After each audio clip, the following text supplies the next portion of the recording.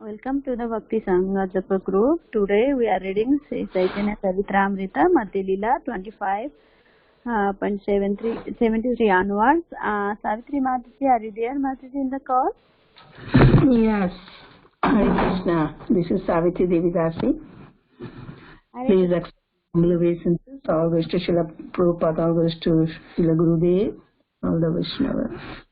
Hare Krishna Mataji, please accept my humble obeisances. All glories to Srila Prabhupada and Guru Maharaj. Thank you Mataji for your reception in the call. Mataji, please take over the call, Mataji. Okay. Thank you. Thank you everyone for joining us. We are going to read from Sri Caitanya Caritamrta, Madhya Lila, chapter 25. In text number 73 onwards. Om Ajnana-timirandasya Jnananjana-shalakaya Chakshurunmilitam Yena Tasmai Shri Gurave Namaha. Shri Caitanya Manobhishtam Sthapitam Yena Bhutale Swayam Rupa Kadamayam Dadati Svapadantikam Mandeham Shri Guru Shri Yuta Padakamalam Shri Gurun Vaishnavamscha Shri Rupam Sagrajatam Sagana Raghunatham Vitam Tam Sajivam Sadvaitam Sadhutam Parijana Sahitam Shri Krishna Chaitanya Devam Shri Radha Krishna Padan Sahagana Lalita Shri Vishakhanvitamscha He Krishna Karuna Sindhu Dinabandhu Jagatpate Gopesha Gopika Kanta Shri Radha Kanta Namastute Tapta Kanchana Gaurangi Shri Radhe Vrindavaneshwari Vrishabhanu Sute Devi Pranamami Hari Priye Mancha Kalpatarubhyascha Kripa Sindhuvayeva Patitanam Pavanebhyo Vaishnavebhyo Namo Namah. Shri Krishna Chaitanya Prabhu Nityananda Shri Advaita Gadadhara Shivasadi Gaura Bhakta Binda. Hare Krishna Krishna Krishna Hare Hare Hare Rama Rama Rama Hare Hare. Om Namo Bhagavate Vasudevaya. Om Namo Bhagavate Vasudevaya. Om Namo Bhagavate Vasudevaya. Reading from Sri Caitanya Caritamrta, Madhya Lila 25. Text number 73. Shrestha হইয়া কেনে করো হীনেরো বন্দনা আমারও সর্বনাশ হয় তুমি ব্রহ্মসম. Translation. Sri Chaitanya Mahaprabhu continued, you are a great, spiritually advanced personality, and therefore you cannot worship a person like me. I am far inferior. If you do so, my spiritual power will be diminished, for you are as good as the impersonal Brahman. So Mahaprabhu speaking here to Prakashananda Saraswati. As we know that Mahaprabhu met Prakashananda Saraswati at Bindu Madhava. Mahaprabhu and his disciples, followers, all were chanting Hare Krishna Mahamantra tumultuously. Great, wonderful Harinam Sankirtan was going on. By hearing that Harinam Sankirtan, Prakashananda Saraswati and his followers, disciples came there immediately. They knew the Mahaprabhu was there. So they joined Mahaprabhu. And first Mahaprabhu honored Prakashananda Saraswati with great humility. And then Prakashananda Saraswati paid his humble obeisances to Sri Chaitanya Mahaprabhu. When he did that we heard, previous verse 72, when Prakashananda Saraswati caught hold of the Lord's lotus feet, Lord said, "My dear sir, you are the spiritual master of the whole world. Therefore, you are most worshipable. As far as I am concerned, I am not even on the level of the disciple of your disciple." Out of humility, Mahaprabhu was the personification of humility, and he is teaching us by his own actions. Apuni achari Prabhu jivere shikhay. We must approach everyone with humility. Humility is the greatest qualification to attract Krishna's mercy. Humility means remain dependent on Krishna's mercy. So he was showing that. So he presented him as a very fallen person, and he said that he was not even on the level of disciple of his disciple, because Prakashananda Saraswati was the leader of the thousands of sannyasi. They were all very renounced, strict, renounced sannyasis, completely detached from materialistic way of life. They had renounced the material world.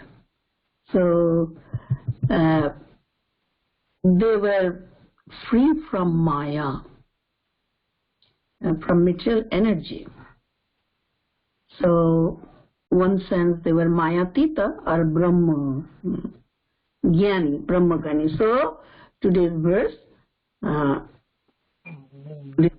73, Mahaprabhu was saying, you are a great spiritually advanced personality because you were the spiritual master of thousands of renowned sannyasis. So they are not any ordinary personality. You were Brahma Bhuta Prasannatma. You were Mayatita. So you are Brahman. You are not Brahman, Brahma Sama. A very beautiful word Mahaprabhu used here. To me, Brahma Sama. You are equal with the impersonal Brahman, or you are like impersonal Brahman. You are not exactly a total impersonal Brahman, but you are like Brahma Sama. You are like Brahma, means impersonal Brahman, because impersonal Brahman has different meanings. When we say Brahmeti, Paramatmati, Bhagavaniti, Shabdate, that impersonal Brahman means all-pervading truth that exists eternally during the creation, maintenance, and annihilation of this material world, and in which the living entities rest in trance. It is called the impersonal Brahman. And Brahma Jnani, also known as impersonalist, they are also situated in Brahman realization. Well, Jiva is also known as Brahma, but we are tiny subordinate Brahma of Shri Krishna, who is Param Brahman. And we are localized Brahman. We are not all-pervading Brahman. But Mayavadis, they wrongly think they are all-pervading impersonal Brahman. that is their mistake. Because the relationship between individual soul, a tiny jiva, and the supreme, the soul or supreme personality of Godhead is eternal, cannot be abolished or eliminated in any time, by any means. Relationship between jiva and Supreme Brahman, Param Parameshwar, Purna, Purushottama, Parameshwar, Parabrahma, who is Sri Krishna, and his subordinate Brahman is a jiva, and the relationship between them is service. Jiva is naturally subordinate, subservient servant of Purna Purushottam Parameshwar Bhagavan Sri Krishna, and it is eternally true. It is eternal truth, cannot be abolished or destroyed. But Mayavadis, they do not accept, they deny. It's all based on false conception. Advait Gyan Tattva, in that Advait Gyan Tattva, the varieties are also present. They do not accept. Only they accept oneness with Brahman. But it is also not possible, in all respects. Like we know, we are qualitatively one with Krishna or Brahman, Supreme Brahman. We are Brahman, spiritual, and Krishna is also Brahman, spiritual. He is Supreme Brahman, we are individual tiny Brahman, subordinate Brahman. Fine. But qualitatively we think we are one, yes, but not entirely qualitatively. Why? Because Supreme Brahman is the Supreme Controller. And we are individual Brahman, although we are to some extent is controller, but we are still controlled by Krishna. So in all respects, we cannot be known as Brahman. Therefore, we are subordinate Brahman because we are also spiritually sane. Not yet entirely sane, means we are not controller. And our position is also not equal. So Mayavadis, they do not accept, Impersonalists, as to some extent, is better than them because they understand that absolute truth is formless. This much they understand. But progressively they would know further as Paramatma, localized manifestation of Krishna, and then Supreme Brahman, Krishna, person, the Supreme Personality of Godhead, Purushottam, Purna Purushottam, Parameshwar, Bhagavan. Like Muslims or followers of Islam religion, they know the absolute truth as Allah. Allah is Almighty Lord. And they understand they are the servants of Almighty Allah. They never claim that they are equal to Almighty Allah or they would become Almighty Allah. They are far better than Mayavadis. Mayavadis are the worst people. They are doing great harm to the human society. A tiny soul, how can think that they are, he is as good as Supreme Brahman? Not possible. Anyway, here Mahaprabhu is acting as a very fallen, far inferior jiva and glorifying Prakashananda Saraswati as you are a great spiritual advanced personality because you are the leader of thousands of very strict, renunciant sannyasis, and you are Brahmabhuta Prasannatma, you are following the truth, Therefore, you cannot worship me, a person like me. I'm just ordinary fallen soul. If you do, my spiritual power will be diminished.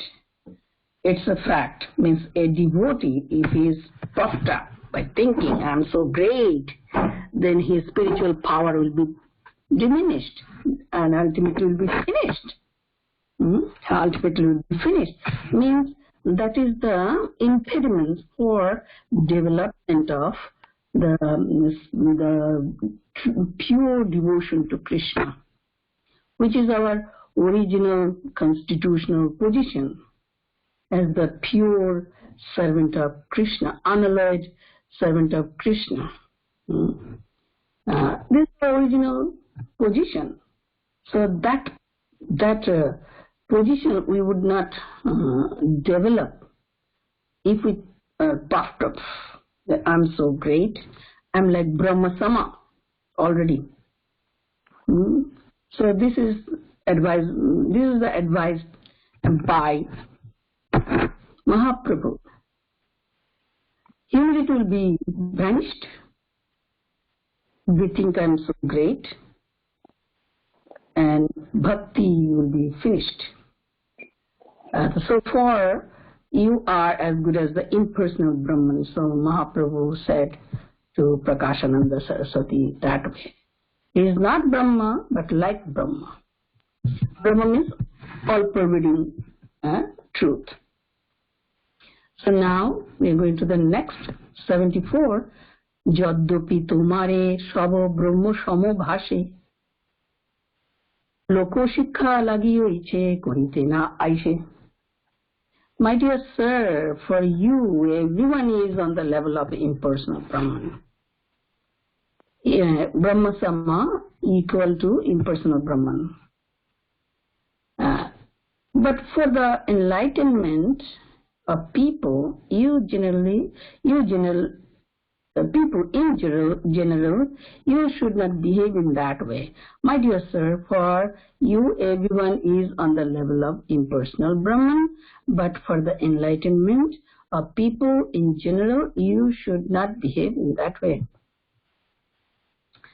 Yes, Mahaprabhu speaking to Prakashananda Saraswati. You are Brahmavadi, means you are like Brahma Sama, equal to Brahma, or you are almost like Brahman, and Mayavadis, used to think that they are all pervading Brahman. But before, actually, in Benares, Varanasi, Mahaprabhu first met Prakashananda Saraswati and his disciples, and before also met, and they all were defeated. At the time also they accepted Mahaprabhu as Narayana. Still, Mahaprabhu wanted, for their further purification, was speaking that way. And a person, self-realized person, indeed sees in everyone the pure Brahman soul along with Supreme Brahman soul, that is Krishna, Paramatma. Individual soul is accompanied by Paramatma. In one way it is true for the pure devotee.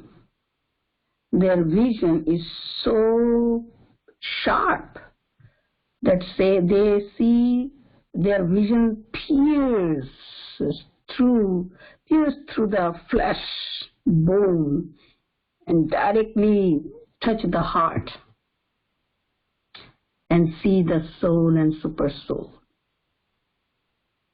They do not see the external form, but they see only Krishna. It is their natural vision, seeing Krishna everywhere, seeing Krishna in every atom, seeing Krishna in everyone's heart. That is their natural vision, spiritual vision.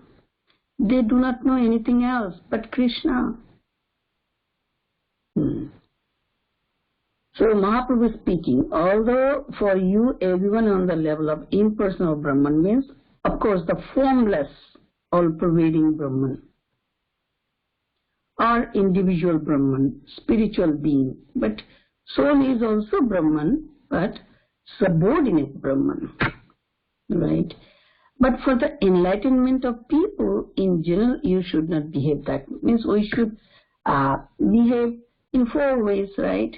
Madhyama adhikaris, they behave not equally to everyone. Although vision is equal, but not behaving equally.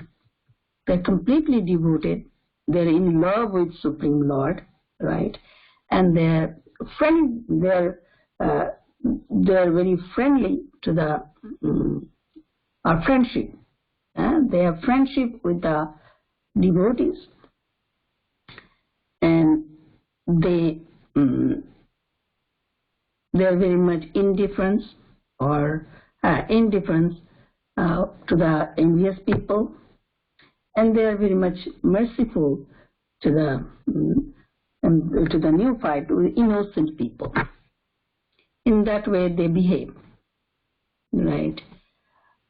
So Mahaprabhu is addressing Prakashananda Saraswati that for that you should not behave that way. Means I am just a fallen soul, fallen living being, and you are worshipping me. So Mahaprabhu is advising that way, or saying that way. Mahaprabhu is Jagat Guru. Mahaprabhu is a teacher, a universal teacher.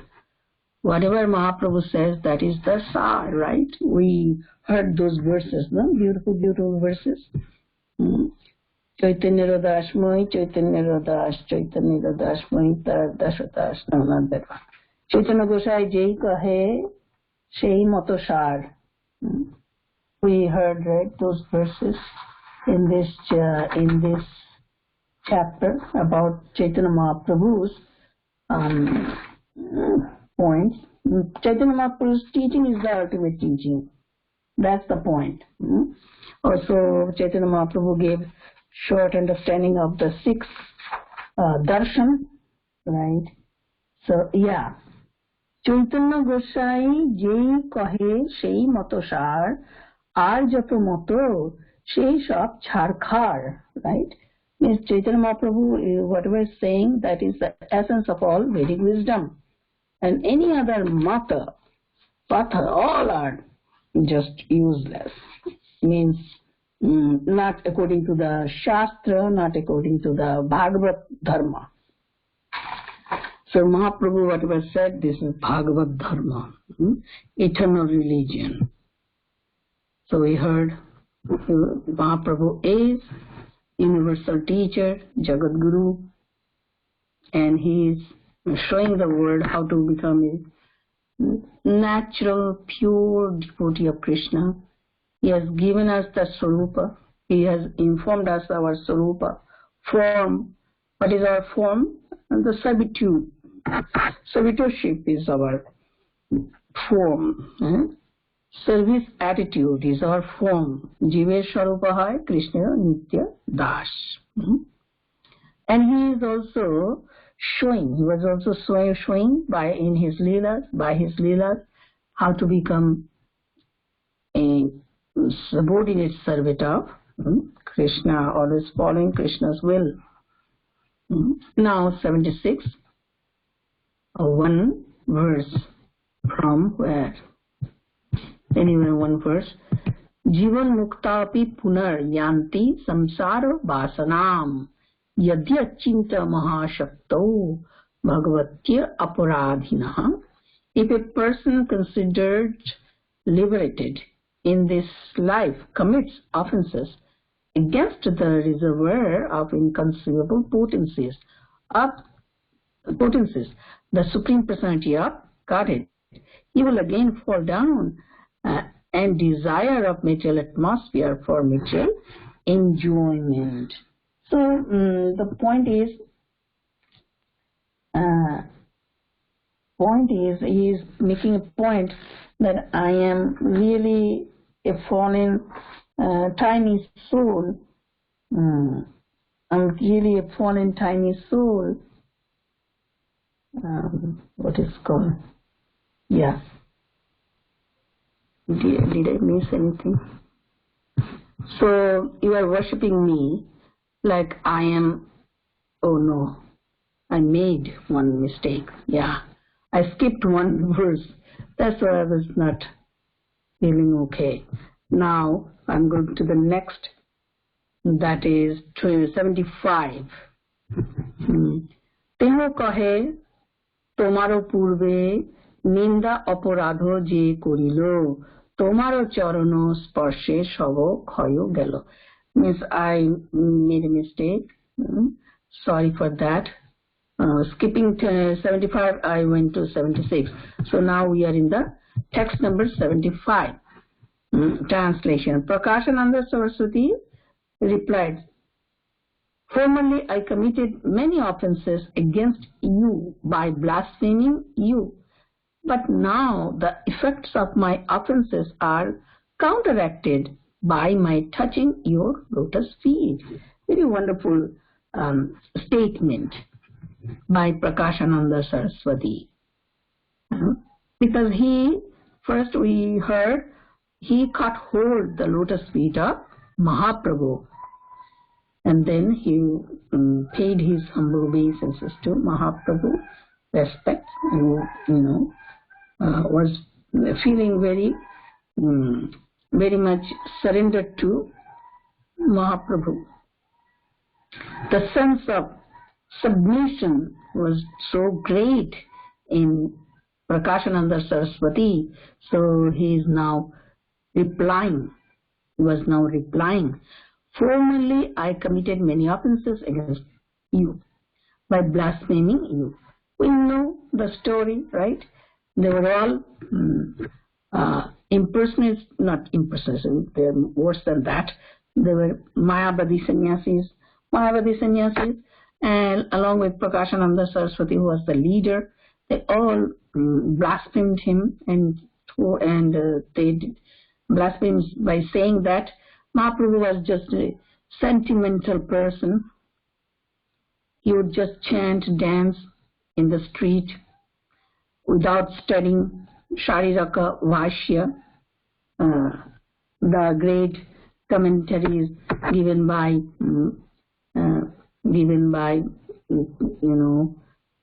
Mayavadi Guru Shankaracharya on Vedanta Sutra. Vedanta Bhashya he did not study. Instead, he would just, being a sentimentalist, would dance, chant, sing, chant, and just like that, doing sentimental things. It has no connection with the scriptures. They felt that way. And so they were thinking they were so great, they knew all, they were all as good as Narayana. See, when one says, I am Narayana, you are Narayana, means what? You are trying to become the husband of Mother Lakshmi? Narayana is the husband of Mother Lakshmi. So if one thinks that I am as good as Narayana, means you are trying to become husband of Mother Lakshmi. You want to enjoy Mother Lakshmi. So they are naturally offenders at the lotus feet of Lord Krishna. In Bengal, people feed the beggars or very poor people by saying they are Daridra Narayan Seva. They are doing Daridra Narayan Seva. What a great insult to Narayana. Narayana cannot be poor person because he is the husband of Lakshmi. A poor beggar cannot be as good as Narayana, cannot be the husband of Lakshmi. Yes, he is a Daridra person, yes, a very poor person, okay. Fine. You render service to the poor, fine, it's good. But should not say, he is Narayana, poor Narayana. The name Narayana and the person Narayana is so cheap for them that they think we are as good as Narayana. And their whole aim is to become Narayana. It is also impossible in any way. Just like if a daughter wants to become, as good as mother, all right, fine. Then he wants to become a mother. We cannot become as good as God. We can be godly, or we cannot occupy the God's position. Their whole aim is to occupy God's position. Replacing God, they would all become God. So fallen, but because it is impossible, so they are so much degraded. Mahaprabhu pointed out that. So Prakashananda Saraswati is now very much was now regretting, feeling very ashamed of him. So he was saying that I did commit so many offenses against you by blaspheming you, means by insulting you, and I was thinking I was greater than you. But now the effects of all my offenses are counteracted by my touching your lotus feet. That point is also a very beautiful point. By touching the lotus feet of Lord, our all sins are washed off. That is not our purpose to touch the lotus feet of Lord, but touching lotus feet of Lord means I'm placing myself at your lotus feet. I'm becoming your surrendered soul. Please keep me tightly at your lotus feet. Keep me under your feet. Give me a shelter. So give me chance to worship your lotus feet. Actually, a pure devotee always aspires to have this very humble place, very humble place, very, how can I say it right, Trinadapi Sunichana position. That is a constant aspiration, not to have any important place, not to have any superior position in the service. A pure devotee always tries to, always searching a place, would be the most down place, means Dasanudas place. Dasanudas place. Dasanu place. Most lowest place, and that is so comfortable place. Comfortable, the feeling if one genuinely desires the Trinadapi Sunichana position, is so wonderful, full of bliss, most natural position, most natural. Not to aspire, I am really big person, very important, superior than others. The natural thing, they are very inferior to everyone. Most fallen, most inferior feeling is so natural for a pure soul. The most an enlightened person is situated in the Atma, he feels naturally how to attain that most inferior position. Servant of the servant of the servant of the servant of the servant of the servant of position, that position is natural. So touching the lotus feet of Krishna eradicates our all sinful desires, our all offenses and sins. Genuinely, when we come before the Lord and see the Lord's lotus feet, internally, mentally, we should touch the lotus feet. Pure devotion is performed internally. Raganuga Bhakti is being performed internally by the soul. Mahaprabhu also said to Raghunath Das Goswami, Manose broje Radha Krishna seva koribe. Omani manodo hoiya Krishna nam sada lave. Broje Radha Krishna seva manose koribe. Very profound instruction to Raghunath Das Goswami. Very humble, detached. Raghunath Das Goswami attained this, means received this instruction directly from Mahaprabhu. Omani manodo hoiya Krishna nam sadalave. Never desire, aspire for respect from others, but always be ready or inclined to give all honor to others.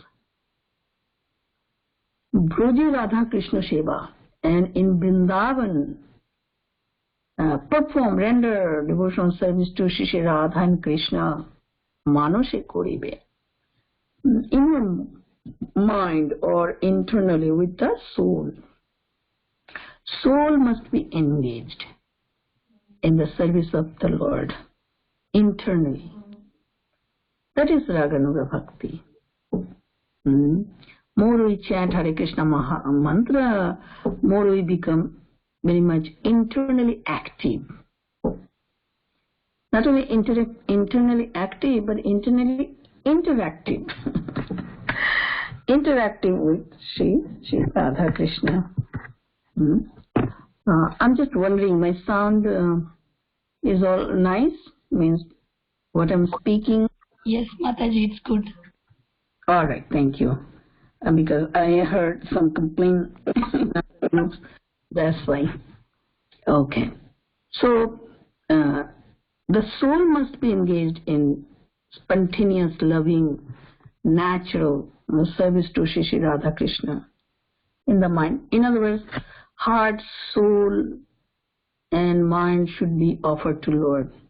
Maya arpita mana buddhir mame vaishyasya samshaya. Mayeba mana adhatsva mayi buddhir niveshaya niveshashasi mayeva. Ata urdhvam na samshaya. In Gita, Krishna said, right? Engage your mind, engage your buddhi into me. Let them enter into me. Then you will always abide in me. There's no doubt. So Mahaprabhu also said, so touching the lotus feet, how do we perform? When we come to the Lord, before the Lord, when we come, see the lotus feet of Lord, see the beautiful form of Krishna, and touch the lotus feet.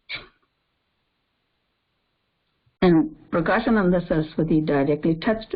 We can also do the same thing. Soul can touch the lotus feet of Lord. Then our past offenses, past sins will be eradicated, counteracted. Why it is so necessary? First, by doing so, we become purified, spiritualized, and then with a spiritual heart, spiritual mind, we can perform pure devotional service. When we say spiritualized, means the material mind, material intelligence, material consciousness, when are infused by the Chit Shakti of Krishna, spiritual potency of Krishna, that it becomes spiritualized. It becomes replaced by spiritual energy. So it is known as spiritualized. In this way, a pure devotee becomes infused with Krishna's Chit Shakti, internal potency. And the devotee progresses in his devotional life. So, beautiful point we learned by, Prakashananda Saraswati. So he feels very much pardoned of his old, forgiven of his old offenses. So now he is continuing and he is speaking further. 76. Jivan mukta pi punar yanti samsara vasanam yadya chinta mahashakto bhagavatya paradhinaha. Jivan muktaha, persons liberated during this life. Api, also, punah, again, yanti, go, samsara vasanam, to desire material enjoyment. Yadi, if achintya mahashakto, to the possessor of inconceivable spiritual potency, Bhagavati, the Supreme Personality of Godhead, aparadhinaha, offenders. Translation: if a person considers liberated in this life, commits offenses against the reservoir of inconceivable potencies of Supreme Personality of Godhead, he will again fall down and desire the material atmosphere for material enjoyment. See, what is the condition of falling down? Is the condition desiring material enjoyment in the material atmosphere. See, this is known as fallen state of existence. So where are we now? Are we in the liberated stage or in the fallen stage? We can understand ourselves, isn't it? So Prakashananda Saraswati was speaking to Mahaprabhu. If a person considered liberated in this life, means when one is free from material desires and free from the clutches of Maya, means one person is situated in his spiritual form, in the spiritual conception of life. We have to maintain it. That's the point. Even in that, from that situation, we may fall down. Why? By committing offenses against the Supreme Lord. Who is the Supreme Lord? He is the Mahan Shaktidhar, Asim Shaktidhar, means he is the possessor of Achintya Mahashakti, Bhagavati. Bhagavan, Supreme Personality of Godhead, Parameshwar, who possesses inconceivable spiritual potency, unlimited. Inconceivable means he can do what is impossible, possible. And also he can do possible, impossible. That is his inconceivable potency. His potencies are working under his will. So as we are also his potency, we must work at his will. This is our natural relationship. When we surrender us unto Lord, then Lord, takes the charge. Means he then works through us because this is his potency. He can act through his potencies. And potency can move by the will of the Lord. And that is our real natural position. Being a toy in the hand of Krishna. Instrument or potency. So he can act whatever way he likes. By his own potency. I am also one kind of potency. Shaktidhar means he is the possessor of the potency. I am also one kind of potency. And Jiva is one kind of potency. Tatastha Shakti or the marginal potency. Potency is always connected with the potent, possessor of the potency. This truth must be realized by us, because that is our natural position, most blissful position, to become a toy in the hand of Krishna and move according to his will. Service attitude, that is called service. Whatever is pleasing for him. Anukulyena. Krishnanushīlanam. So when we commit offense, means by desiring ourselves a separate enjoyment, we fall, or blaspheming God or blaspheming Vaishnavas, also the cause of our fall down. Not realizing the true position of Krishna, the true position of the Vaishnavas, and blaspheming them is the cause of our falling down. And we must be very, very careful. Two things Mahaprabhu said very emphatically. Karo Vaishnava Sevan, Krishna Nam Sankirtan, Achirate Pave Krishna Premodhan, Achirate Pave Krishna Charane Premodhan. Means two things you must do: Vaishnava Seva and Nam Sankirtan. Then sure you'll get Krishna Premodhan. Another place also he gave instruction to Sanatana Goswami. Nami ruchi jive daya Vaishnava sevan, ei chhari dharma nahi shuno Sanatan. Oh Sanatana Goswami, listen to me. Three things you must do. That is the dharma, natural function of the soul. Nami ruchi means Krishna Nam Sankirtan, with great taste. Jive daya, try to save the souls in this world by giving them holy name. Vaishnava Sevan, service to the Vaishnavas. Ei chhari dharma nahi shuno Sanatan. There's no other dharma in this world. So this is very important point to us, right? Another place also Mahaprabhu said, Prabhu kahe Sanatana, Krishna ji ratana dhanu, bahut kashtete ji milay, dara putra poribaro, vishay basanar, sab jodi tyagay. Prabhu kahe Sanatan. Prabhu was speaking to Sanatana Goswami. Oh Sanatana, listen to me.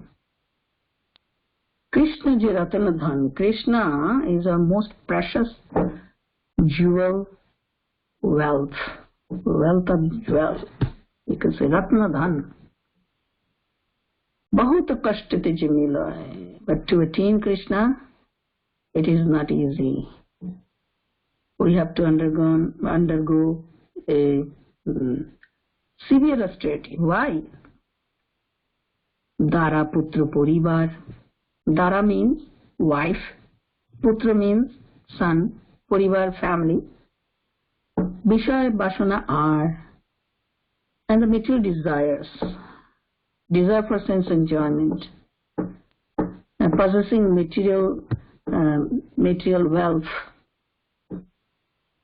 Sab jodi tyaga, if the person leaves, give up all the desires for the material sense enjoyment,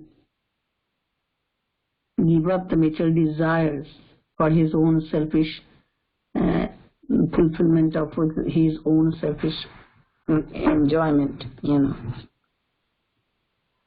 enjoyment through the family, enjoyment through wife and children. We must give up. Then we attain Krishna. What is Krishna? Ratanadhan. Our most most valuable treasure is Krishna, Ratanadhara, highest treasure. So fallen stage means when we have desire for material, atmosphere for material enjoyment, right? So we must check ourselves. If we have the desire, means I am still fallen. I have to become free. Fallen means still sinful. If we have the desires for material enjoyment, that means that is our sinful desire. And the consequence is very, very heavy. What is that? We have to go through the cycle of repeated birth and death. There's no end to it. So we must be very careful about it. Now, ultimately, our goal is not that to become free from material desires or material sense of, sense enjoyment. Desire should be to serve. So when we engage ourselves in the service of Lord, when we become very busy in the service of the Lord, then automatically those things will go away from the heart. And the higher taste will develop, and we would not aspire for or desire for the lower taste. Will become, advance more and more in relationship with Krishna. Will become more and more advanced in our spiritual life. The more we become busy with the service of the Lord, more we become busy with the service of the Vaishnavas. Two things, Vaishnavas and Krishna. In other words, Guru Gauranga, Gurudev, Vaishnavas, and Gauranga, Radha Krishna. These two things we must adopt in our life, right? Then we will remain free from the fallen condition. Now 77, then we'll end the class.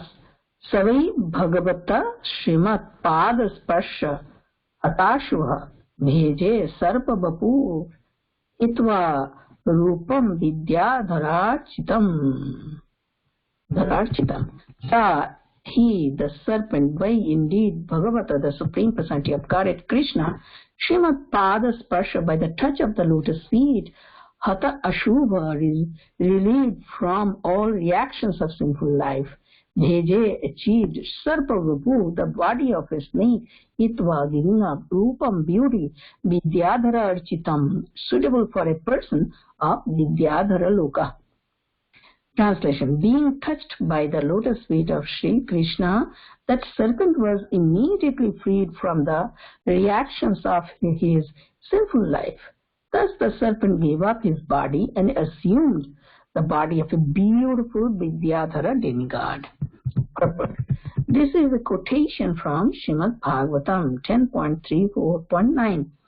The inhabitants of Vrindavana, under the leadership of Nanda Maharaj, once went to the bank of the Saraswati on a pilgrimage. Nanda Maharaj was fasting and he lay down near the forest. At that time, a serpent who was formerly cursed by Angirasa Rishi appeared. This serpent had formerly been named Sudarshana, and he had belonged to the Vidyadhara planet. However, because he joked with the Rishi, he was condemned to take on the body of a big snake. When this serpent attacked Nanda Maharaj began to call, Krishna, help! Krishna immediately appeared and began to kick the serpent with his lotus feet. Due to being touched by the Lord's lotus feet, the serpent was immediately freed from the reactions of his sinful life. Being freed, he again assumed his original form of Sudarshana, the Vidyadhara. See, this is the direct effect of touching the lotus feet of Lord. All his past sinful reactions of his sinful actions all became washed off. That's the point, means remain at the lotus feet of Lord means there will be no sins at all. And who is free from sins, he can engage in the service of the Lord warmly. Tesham, what is called? Tu antagatam papam, yesham tu antagatam papam jananam punya karmanam te dvanda moha nirmukta bhajanti mam dhirabrata. Means who are already freed from sins, the sinful reactions, and he had acquired piety. Here is devotion, piety actually. He is firmly engaged in my devotion service. It is possible for him who is freed from sins. In Bhagavad Gita, Bhagavan Krishna was speaking that, right? And how to become free from sinful reaction? Take full shelter of Krishna. Sarvadharman parityajya mamekam sharanam vraja mamevo ye prapadyante mayamitam tarantite. Both two verses are there. Aham tvam sarva papebhyo mokshishyami mashucha. See, Gajendra and crocodile, right? Crocodile is the natural nature, has attacked us, and we are in her clutches, right? I'm Gajendra. If we fight, there's no end to it. But when you surrender, it is finished. Gajendra was released from the deadly grip of the alligator when he surrendered unto Krishna. Krishna came and Krishna released him. So, sarvadharman parityajya mamekam sharanam vraja aham tvam sarva papebhyo mokshayashyami mashucha. When we take 100% shelter of Krishna, surrender ourselves to Krishna, then Krishna makes our life free from sins. He liberates us from the sins. So, if we remain at the lotus feet of Lord, the mood is like that, always surrender means always free from sinful reactions. And through the beautiful pastime, Krishna showed that. Nanda Maharaj and everyone, Mother Yashoda and the Gopas and Gopis, they all went to Saraswati on a pilgrimage, I heard that it was the Shivratri day or something, and in an inauspicious time, Maharaj Nanda went to the river to take bath. At that time, the serpent came and started to swallow. It was a big python, swallow Maharaj Nanda. Or he was sleeping maybe. No, maybe he was sleeping. I didn't read the Krishna book yet. Anyway, appeared, okay. Then he attacked. Anyway, he attacked Nanda Maharaj. And Nanda Maharaj began to call Krishna. Look, Brajvasis are naturally like that for anything. Sukhe thako, dukhe thako, sada hori bole dako, ghare thako, bone thako, sada hori bole dako. Sukhe dukhe bhulo nako, vadune hori naam bolo. Our acharyas are advising us whether you live as a householder life or you are a renunciant living in the forest, chant Hare Krishna Mahamantra. Whether in a good situation, whether in a bad situation, in a happiness or distress, always chant Hare Krishna Mahamantra. This is the only duty for the soul. It doesn't matter in what condition we are, we must go on chanting Hare Krishna Mahamantra. That means calling out Krishna. So Maharaj, Nanda Maharaj did. He called Krishna. Krishna immediately appeared, and he kicked the serpent. Means the serpent was touched by the lotus feet of Krishna, and he was released. So wonderful. So Prakashananda Saraswati was making this point. By touching your feet with my hands, I became released from all my sins, offenses that I committed at you. And so please make me your own servant.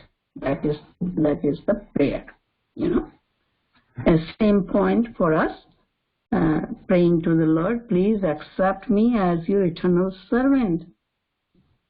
Give me the shelter of your lotus feet. Keep me at the lotus feet. I do not know anything else but you, O Krishna.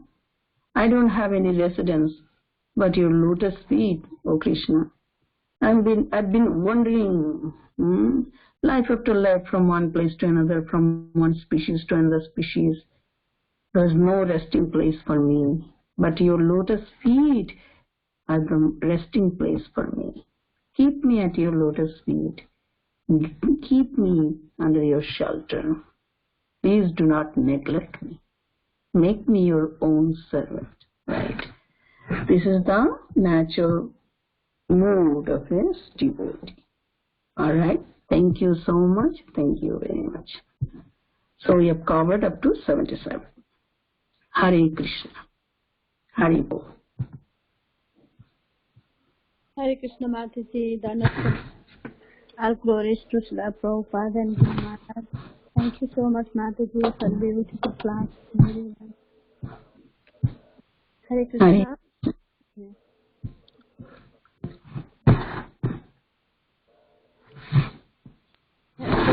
Is there any question or comment for Mataji? Hare Krishna, Mother Savithri, me, Haribol, actually, I have a few questions for the sake of my own clarification. Wasn't so clear for me this concept of Sama Brahma, where like Prakashananda was like Brahman, so as Sama Brahman, he understood that there is God. He wasn't God, but there is a God, and he was realizing the impersonal feature of God. So, in what way was he like Brahman?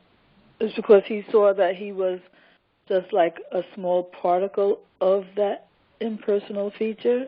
Is that the idea? Yeah, two ways we can understand Sama. Means equal to Brahman, impersonal Brahman, and particular Brahman. Means when we say I'm is an individual Brahman, tiny Brahman, means I mean that I'm person.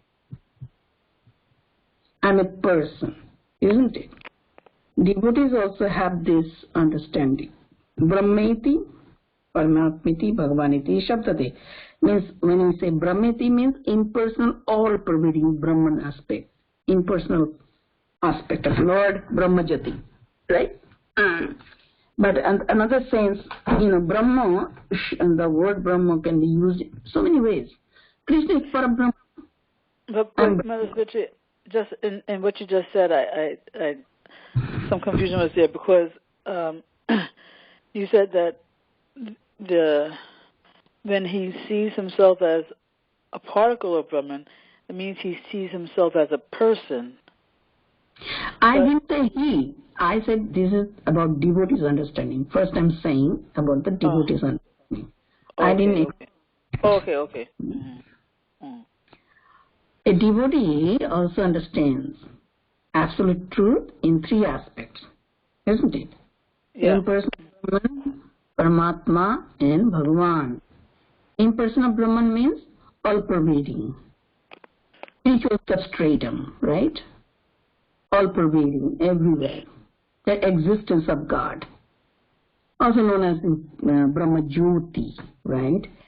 And Paramatma is localized manifestation of Krishna, and Bhagavan is Purna Purushottam, right? Means supreme person, Purushottam. And devotees also understand that I'm also Brahma, not as all-pervading impersonal Brahman, but I'm subordinate spiritual being, person, and spiritual. Krishna is supreme spiritual, Parabrahma. Krishna is Parabrahma, I am Brahma. Means I'm a person, Krishna is a person, I'm tiny person, Krishna is supreme person. But here, when Mahaprabhu was speaking to Prakashananda Saraswati, because he was before a Mayavadi. Mayavadi's thing, understand, absolute truth has no form. It's all-pervading, impersonal Brahman, spiritual substratum, all-pervading spiritual substratum, impersonal Brahman, and tiny jiva can become that impersonal, all-pervading oneness,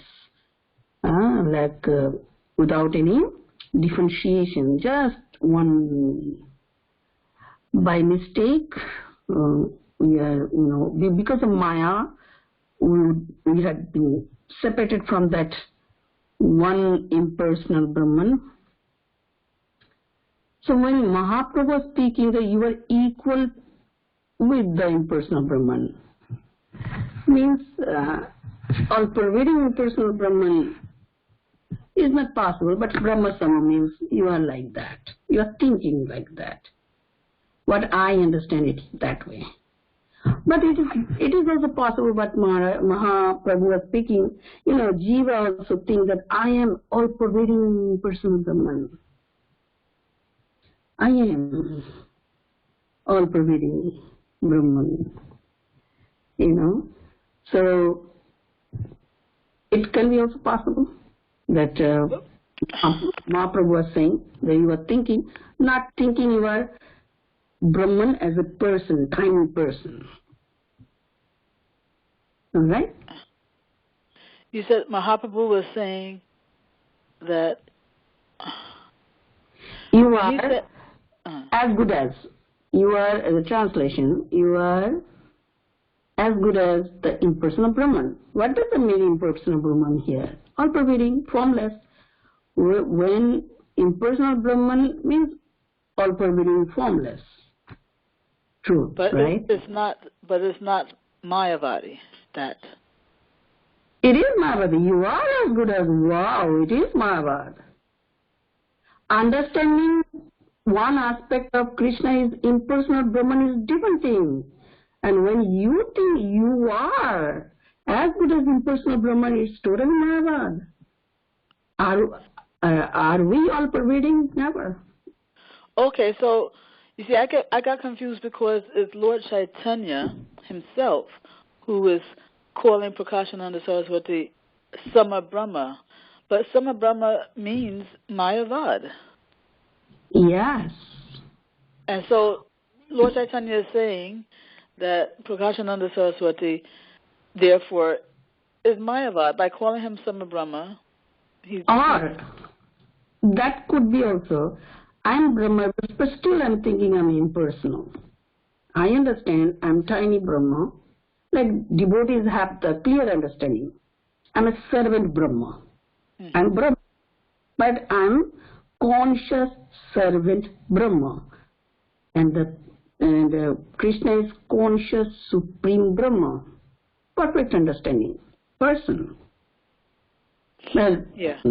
Other person may think I'm Brahma, means I am impersonal Brahman. May think, means still,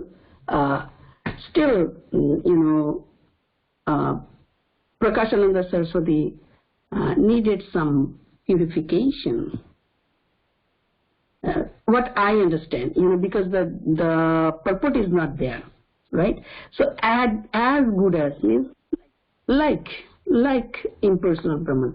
Whenever I think I'm impersonal Brahman means I'm not thinking I'm a person. Impersonal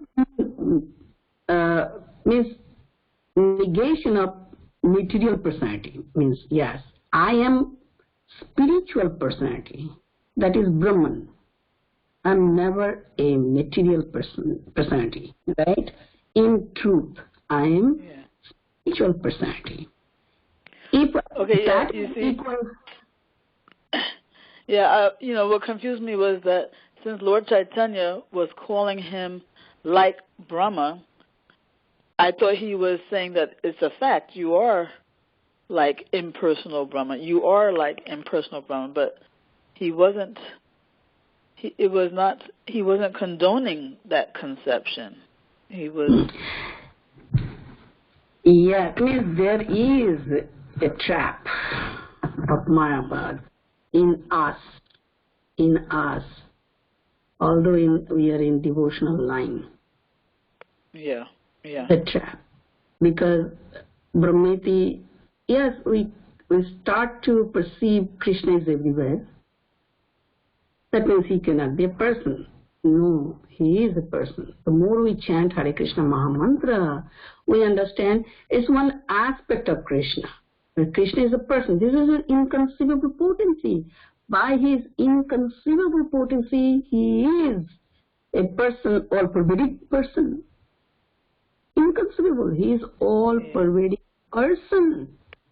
But we say that aspect is impersonal because we cannot make out his form, right? Yes. That's actual why meaning. Yes. And that's why we say it's like the substratum, because although he's present, there's no form, there's no detectable form, right? Yes, that's right.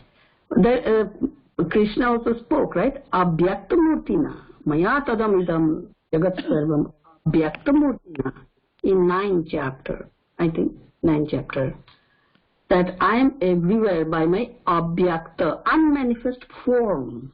Yeah. That is personal Brahman. Actually, I am not visible to the ordinary eyes, but the devotional eyes can catch me. Huh? He's also all-pervading by his personal form, but as the Paramatma feature. Yes. Paramatma, it is our understanding that localized form of Krishna. Yeah. Mahaprabhu also said it's like temporary form here. Like he compared it like in a fair, government, sends a delegate, right? Sends a delegate there. He works as the agent of government, takes care of the fair, which is temporary. When the fair is finished, then his post is also abolished. So like a mission. Mission is so because as long as we are here in the material existence, Paramatma feature is always with us. And then when we go back home, back to God, there is no Paramatma feature. There is Krishna. That, this is my understanding. Thank you so much. And also, what is it about this is the second question. What is it about the lowly position that that yields so much bliss for the devotee? Why is it that feeling oneself so low yields bliss? What is it about secured? That? Because it is so secured, spiritual. This is not at all material conception. What is the highest thing in the spiritual world? It is the lowest over here, isn't it? Perverted reflection, right? Yeah. So, in the material world, the lowest position is condemned. Presidential position is most worshipable. Anyway, And spiritual world is the lowest position, means inferior. Because you see everyone is greater than me, superior, natural vision. Unbelievable. The more we are purified, we are situated in the original form, that is soul. Soul is person, natural form it has. And the more the person is awakened, the more you see the truth clearly. So long I was thinking, I'm really great and superior than others. Then you see everyone is greater than me. Just reverse. And you become so humble because it's a natural process. It's not artificial. Means, oh, for the time being, yeah, I have to be very, very humble. So Krishna, please. No, it is not like that. It's natural. It is natural aspiration. An example can be given. If you see a very deep kind of ditch or deep, what is called? If you see, how can I say? Yes, like Mother Ganga, right? The middle portion of Mother Ganga is very deep. There is the most water, isn't it? On the bank is less water because of the depth.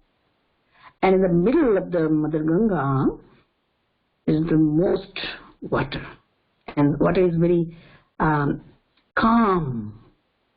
The side is more with waves, right? Like ocean. The more you go deep inside, more you see the water is calm. On the top, the big waves are there, like, because it is in the contact of wind all the time, right? Ocean surface is totally different than the bottom of the ocean, isn't it?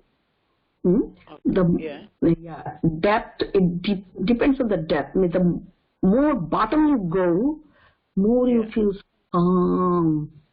Water is like a still.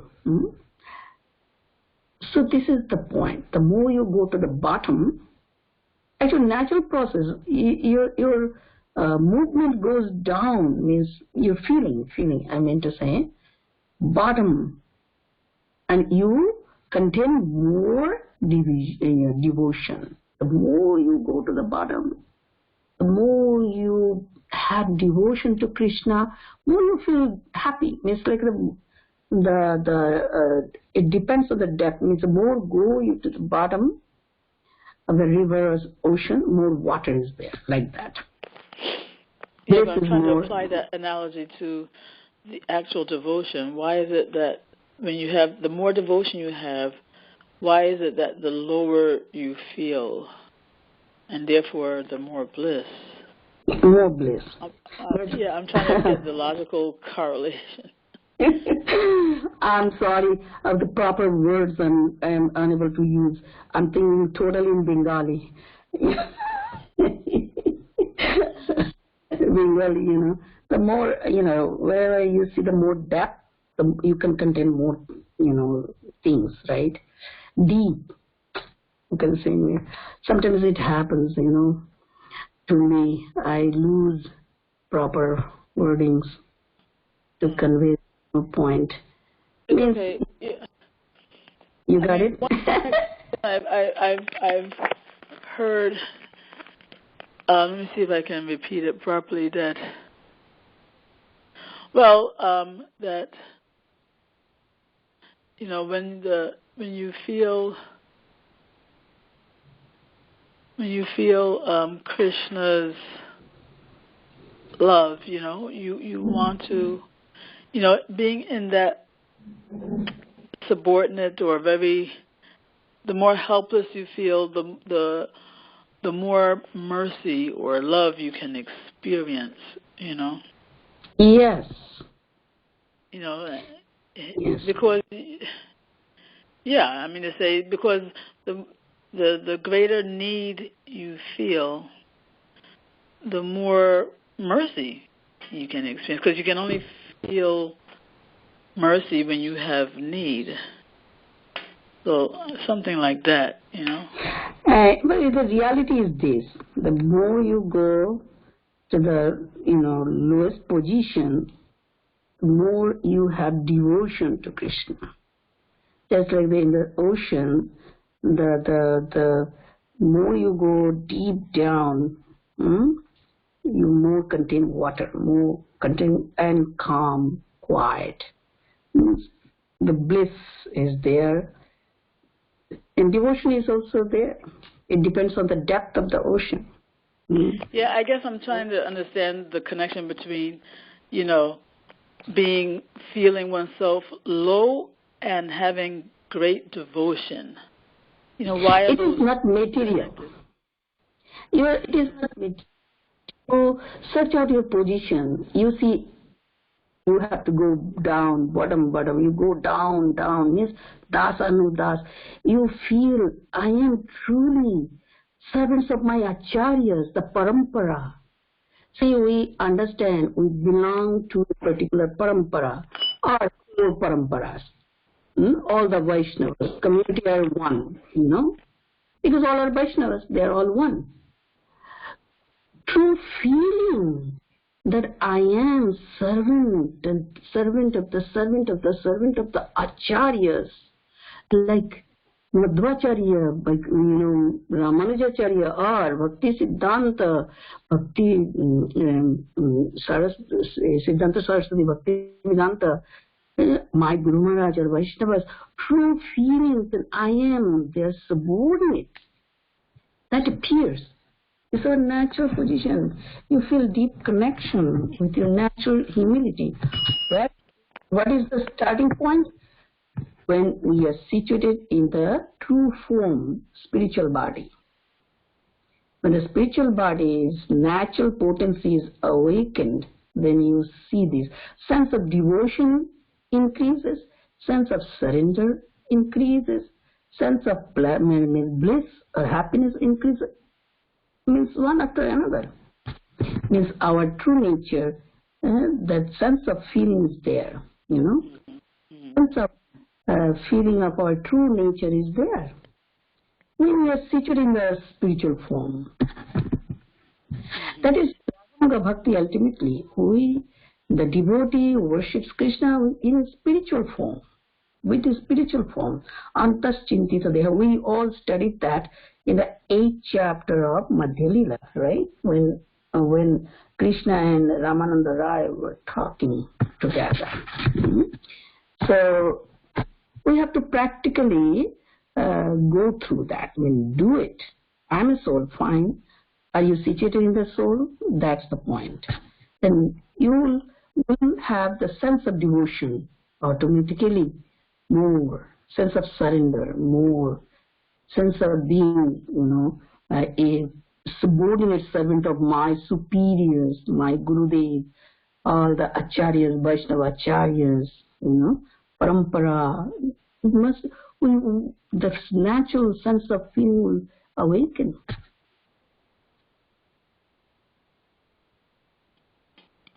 Okay. Anything else?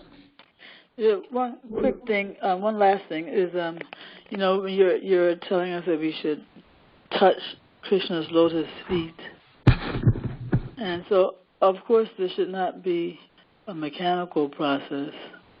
So when we are, I don't even know how we would do that. I guess maybe by consciousness, because I don't know how else we would. Internally, yes, internally. So internally, when we're touching his feet, how are we supposed to be thinking so that it's not a mechanical process? Yes. How are we supposed to be thinking?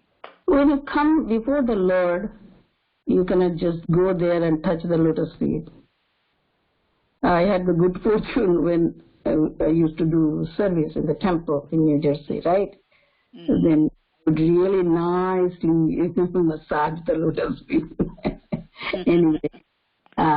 So how to touch? Internally means your internal organs, senses will be agitated. How to touch? Externally you are fixed. Internally you would try to touch. So Krishna, as it comes before you and you touch your head, you touch your hand.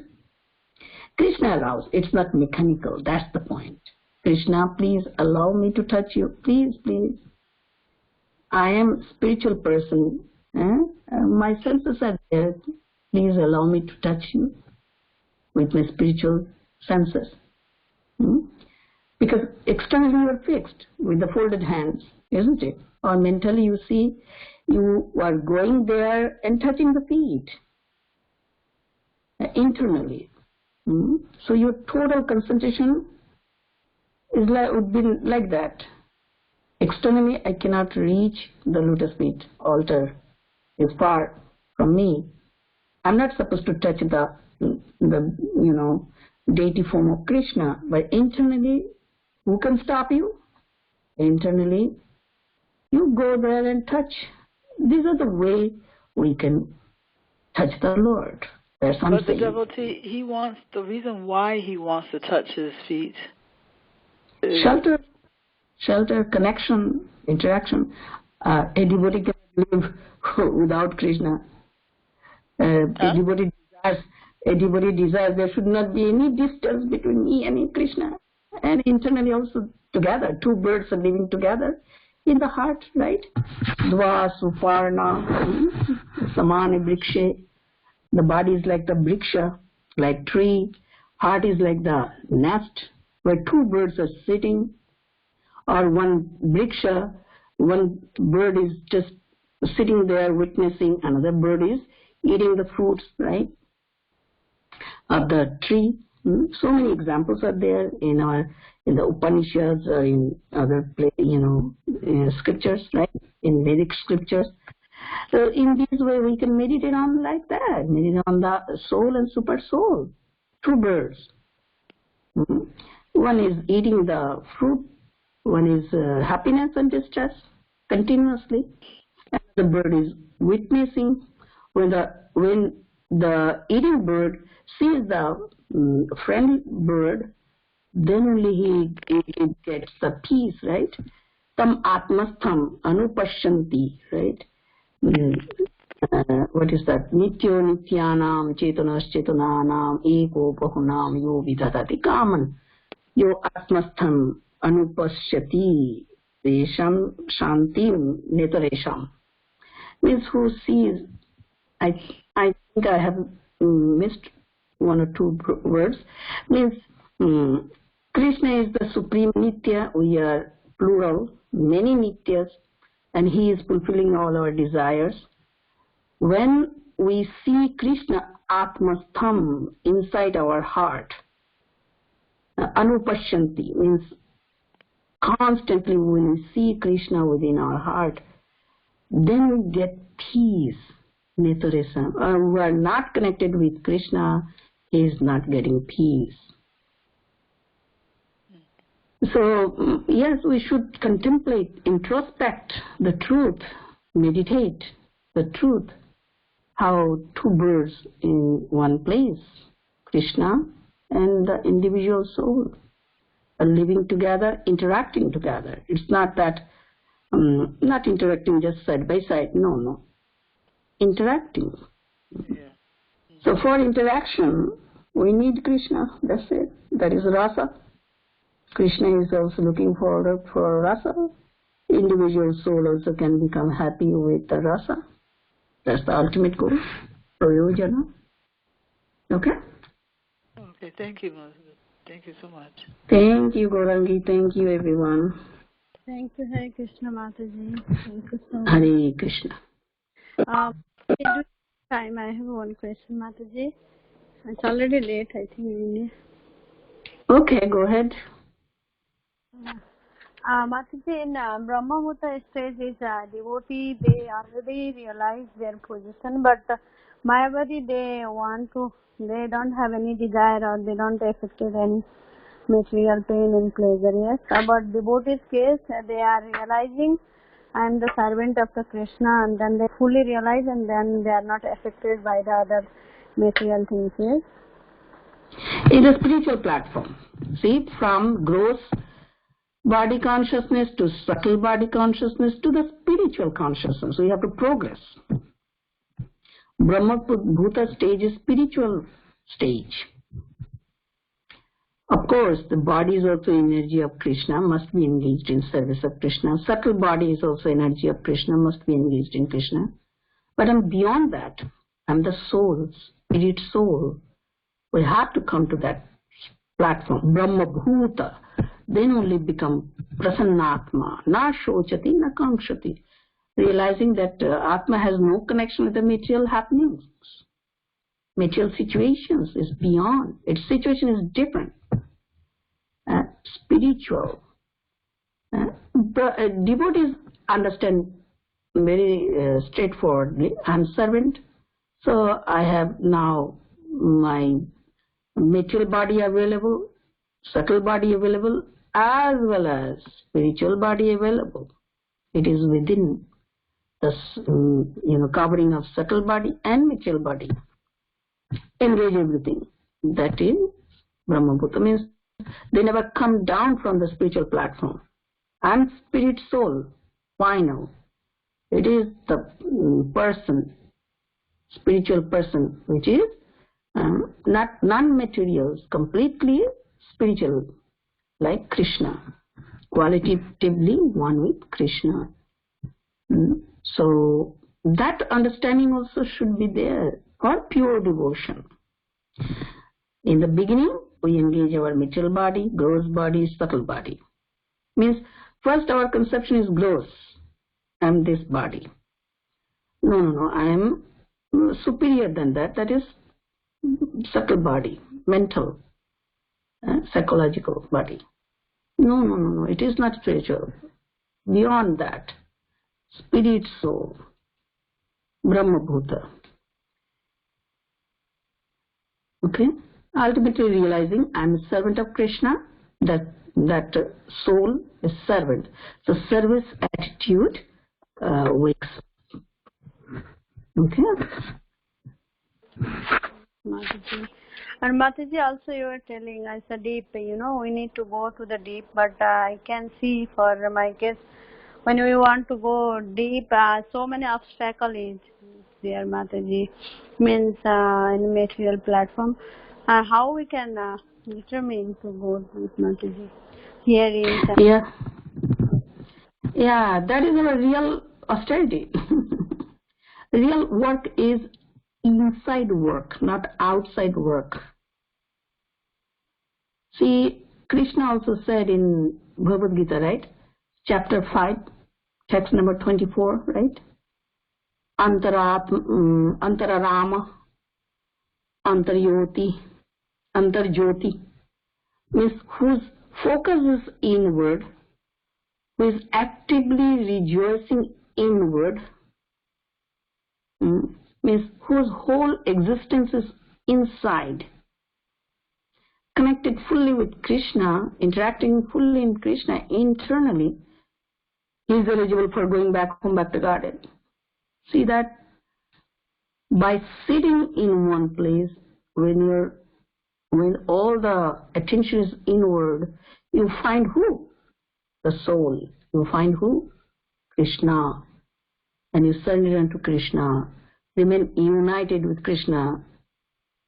If you do that, you are eligible for going back home, back to garden, without spending any money and going outside, doing any hard work. But this is the real hard work.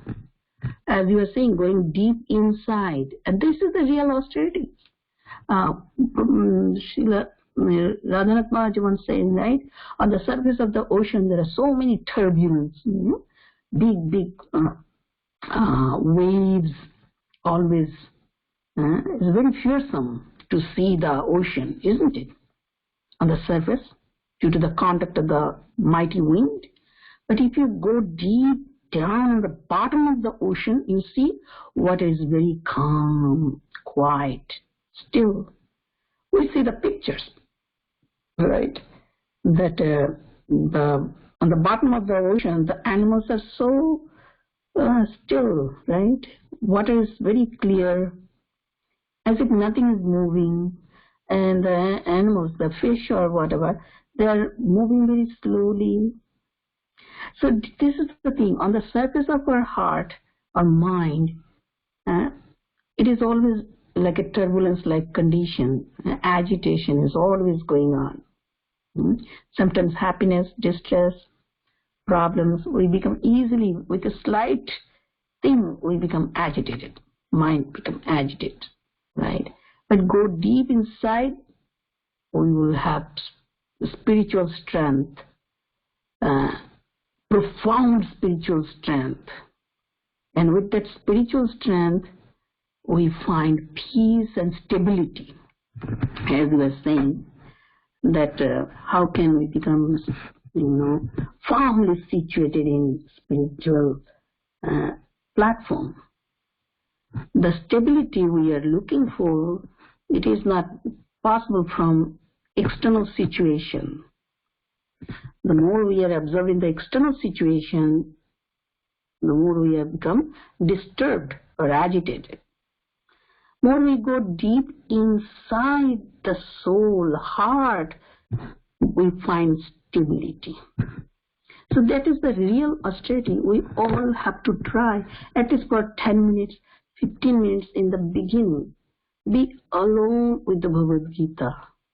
Read the chapter 5, text number 24. Try to understand what Krishna is saying. Focus should be inward. Then you will actively rejoice inwardly. Means our journey is inward. Journey inward, not outward. The spiritual success does not depend on the external situation. It's material. Spiritual success depends on the internal situation of the heart or consciousness. And that is our real work. That's why it is advised, keep the life very simple, as simple as possible. Means try to minimize life. Is a constant endeavor for spiritual perfection. It's a constant endeavor to cultivate Krishna consciousness inwardly. That is our real sadhana. We can gain this overnight. It's not possible, even not possible in one life. But possible by the mercy of Guru Krishna. Sincerely, we must try at least 10 minutes, 15 minutes, totally connect ourselves with Krishna internally. So Bhagavad Gita reading is very important.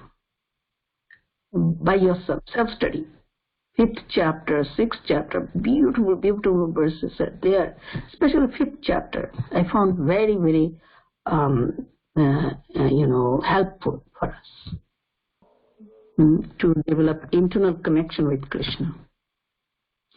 If I'm not connected with Krishna, how can I have the spiritual life? When anything is connected with Krishna, that is spiritual. My activities are connected with Krishna, that means my activities are spiritual. My mind is connected with Krishna, means my mind is spiritual. The consciousness connected with Krishna is spiritual. It is not connected, then it is not. So it takes time, it's practice, and depending on mercy of Guru and Krishna. Guru Gauranga, holy name. It's a gradual process. We should begin trying to devote the time for 10 minutes, 15 minutes like that. Then you increase. All right? Yes, Mataji. It's very inspiring. You always quote the Bhagavad Gita slokas, and from the beginning I always thinking and try to read, but sometime I miss reading. You said itself reading is more valuable, Mataji. Self-reading is very helping. Means be alone with Gita and yourself without any distraction. Devote some time. Maximum half an hour is fine. In the beginning, half an hour. Meditate. Like I said, chapter 5. Read the translations only, and some verses which may attract your mind, then you read the purport. So then you increase reading the verse and the purport. Take note the points you are touching your heart most. Just write down those points. Like that, self-study. Like few verses, even good. In the 5th chapter, just section with, okay, 4 verses, 5 verses.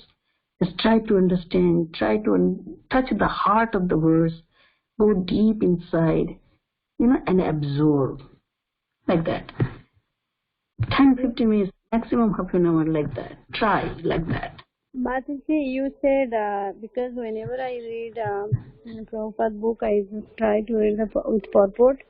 But you said we can read only the translation also. Yes, you said when the first do that. So why I'm saying that read the translation only, then at a glance you will understand the subject matter of the whole chapter. What happens when we go through one verse and purport, then we forget the previous, then we forget the next. It is to help yourself, means first you read the only translation, so you understand the flow of conversation of Krishna, or is Krishna's instructions, flow of Krishna's instructions to Arjuna. So you can understand the subject matter of the particular chapter, right? If I say, what is the subject matter of 7th chapter? We may not say this, but if you read just the translations of the 7th chapter, you would understand. It's not possible within one day or few days. It's a continuous process. Just I'm giving one example. Yeah. One day, okay, not full chapter, half a chapter, just translation. By reading the translation, you gain a lot, profound understanding. Then whatever verse is touching your heart, then you go for the purpose. Find the PowerPoints and write down, or the point is touching you most, write down.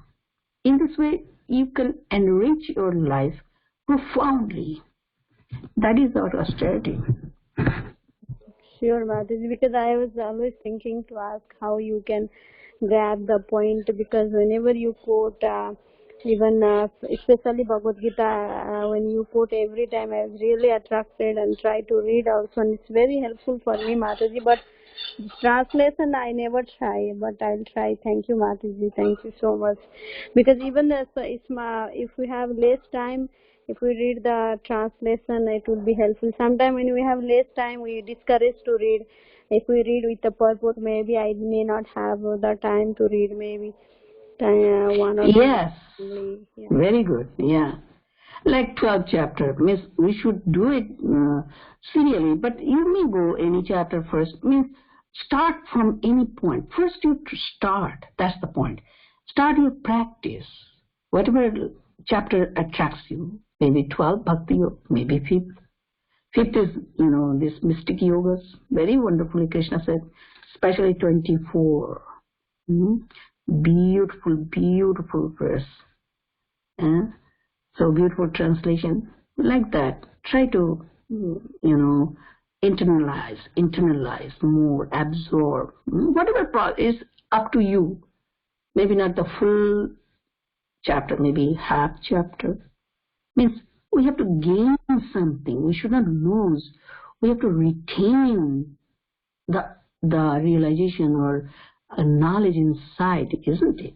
So whatever way helps you, you do. Start from any point.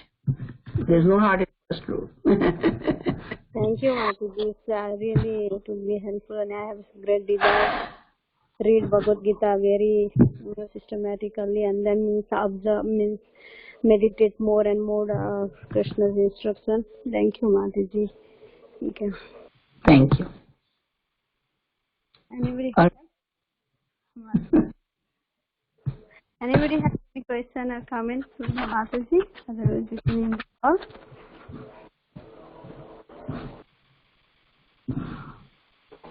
Okay. So we can end the class now by offering